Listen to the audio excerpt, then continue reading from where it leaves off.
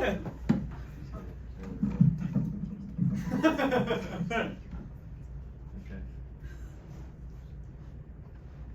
Sorry. Okay. So I'm sure we've all heard of. Mike, please. Speaking. I'm sure we've all heard of Viagra. It's a medication typically used to treat erectile dysfunction for older men. I was accidentally taking it as melatonin. Those were some long and hard years.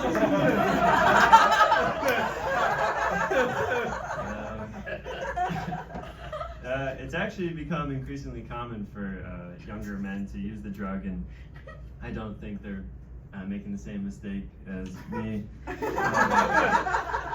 Especially in the UK, 60% of users are between the ages of 25 and 54, and that's mostly because of the online accessibility of the drug on websites like Hims and Viagra Connect,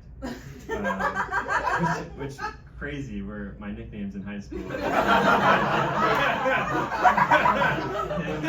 and Viagra Connect.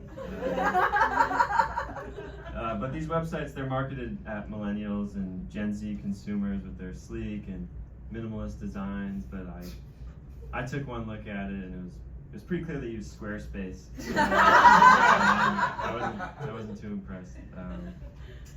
But most importantly, these websites cut out a middleman, or as sometimes we call them, doctors. You don't need a prescription for Viagra in the UK, and most people appreciate this, so you can avoid awkward conversations with your doctors. I think my doctor avoids awkward conversations with me because when I see him, he'll just check the genitals box, and I'm like, yeah, bro, you didn't check for lumps. Anyone else miss their pediatrician?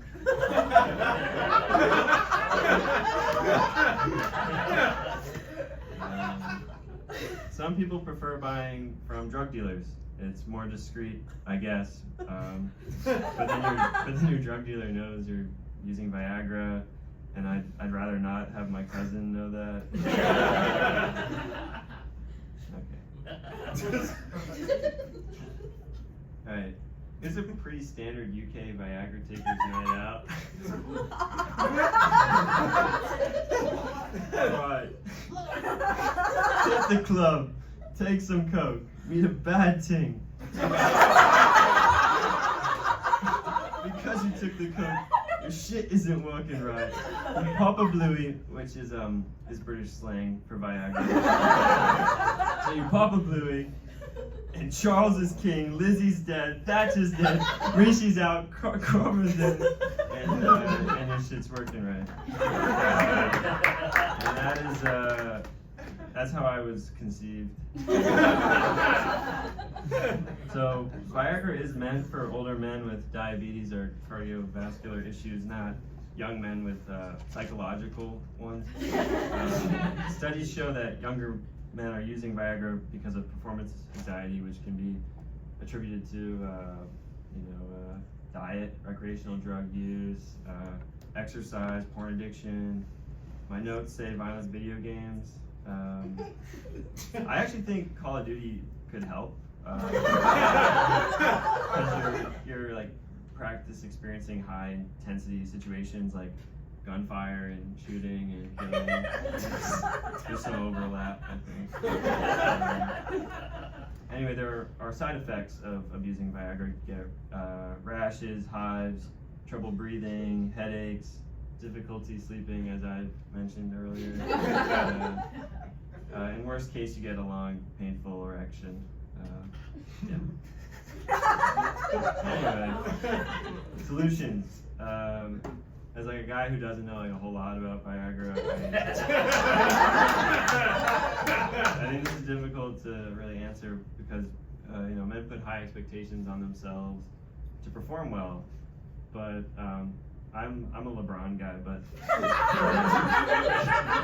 Michael Jordan said, to learn to succeed, you must first learn to fail. And so I think the takeaway in that is just, so don't cheat the game, you know, just listen to yourself, listen to your body, listen to your partner, because sex can be anxiety-inducing and distressing, so I've heard. It doesn't have to be. Sex can mean a lot of different things, so I've heard.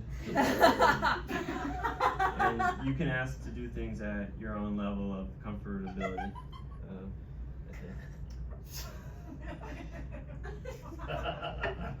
How do I switch slides? Just over here. Yeah, there's a clicker over there if you want to use it.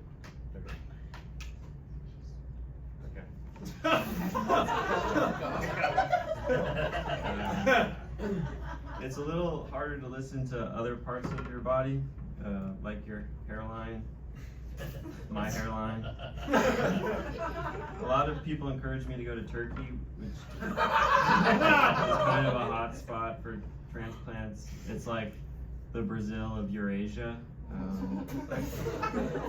Because in Brazil you get butt lifts, like, and in Turkey you get hairlines. But in 2023, Turkey's medical tourism value was at 1.9 billion, and over 1.1 million people visited Turkey for healthcare services in the third quarter of 2024 alone, with hair restoration being the dominant factor. And I actually really like this term, hair restoration. It feels, I don't know, a little more, politically correct. I think hair transplants can be a little offensive, a little dismissive, because like obviously I do have hair. I just won't in 5 years. And there's like a lot of reasons why Turkey has become a hotspot for the surgery. It has a great healthcare system. I'm glad someone does. Skilled doctors, competition between providers, which is nice because you want to see that your doctors are creatively pushed and fulfilled. It's a desirable place to visit. You just probably won't like leave the hotel though, because you have this horrible looking rash on your forehead. But you're with all your boys because you're all there together. But basically what they do is they take hair particles from the back of your head where it's generally stronger, and they place them in your, okay, here we go, your golfs. Okay.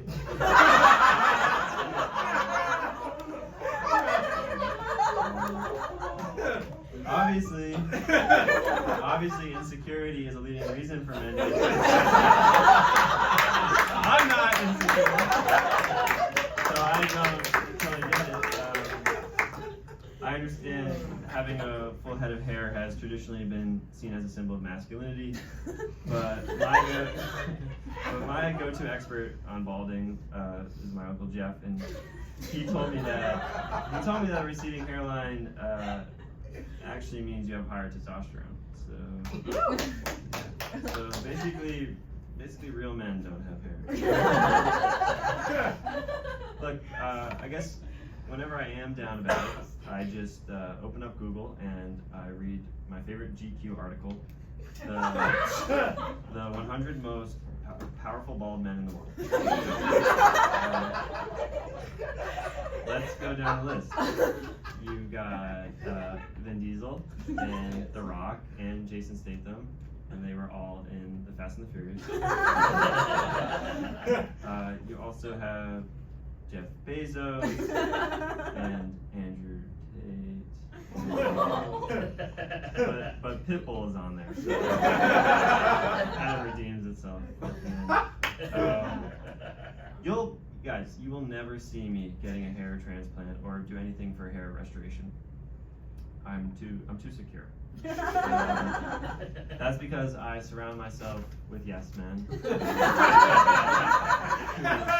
tell me my hairline isn't that bad. In my case, my main yes man is my mom. I think we're just both in denial about the situation up there. She tells me she thinks bald men are handsome. Granted, none of her husbands have been bald. I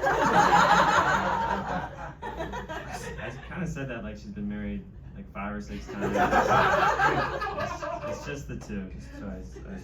She's happily married to my father.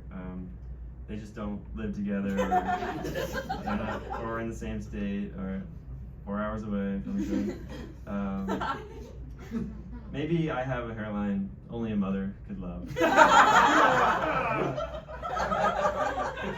I mean, if God wanted me to be bald, I'll be bald.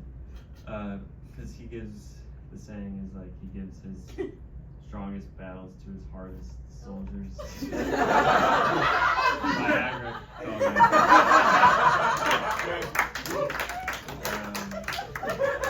Anyway,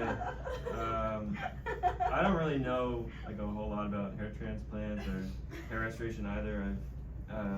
I've never looked into it too much.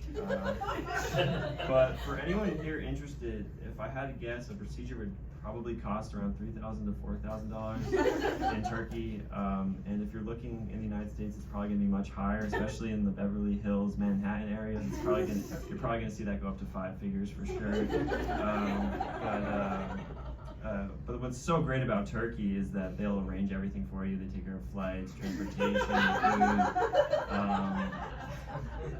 If I had to guess, if you went on their websites right now, they're probably doing a summer package deal. Probably like 10% off. It's probably valid through May 1st to July 31st.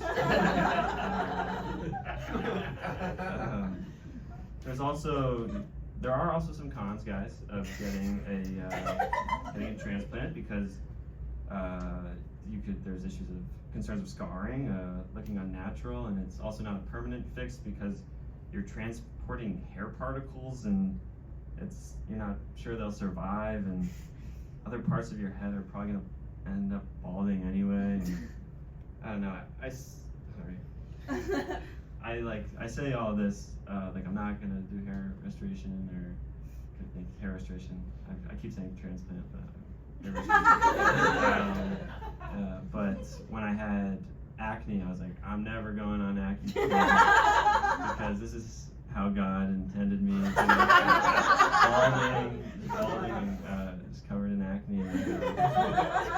So my solution to this was to grow out my mustache a little bit and my hair. So I'm just gonna.